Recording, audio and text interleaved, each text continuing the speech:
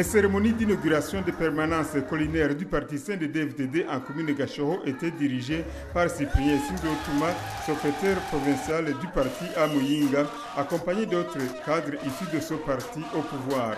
En zone de Gashoho, les cérémonies ont commencé par l'inauguration de la permanence construite sur la colline Kinyami et se sont poursuivies sur les collines d'Onhohwa, Guisha, Gashoho, Gishambusha, où le public était venu nombreux, Gitwa, Muyange, Kagari et Chihonda qui était la dernière étape. Les permanences collinaires de Gisebeyi, Muzingi, Boussassa et Bonero en zone Gisanze ont été également inaugurées par le secrétaire provincial du parti CNDD-FDD à Muyinga.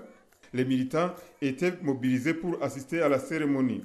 Le secrétaire provincial du parti et sa suite sont passés dans la zone Nyagatovu pour inaugurer les permanences collinaires de Musama, Bunyarutiga, Nyagatovu et Kobero. Et à certains endroits, le secrétaire provincial adressait un message de félicitations aux militants. Et en zone Burambira, on a inauguré les permanences du parti CNDD-FDD sur les collines Nyarushanga, Burambira et Gisabazuba.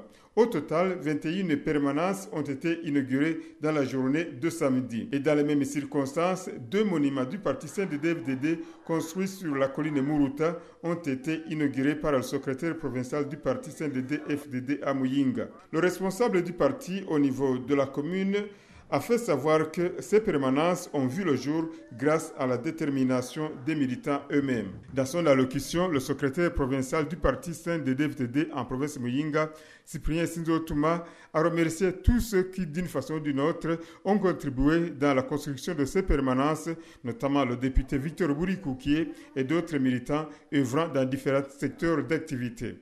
Cyprien Sindotouma a ensuite exhorté les militants à sauvegarder la paix et la sécurité pour que les cas d'assassinat qu'on observe dans certaines communes ne se reproduisent plus.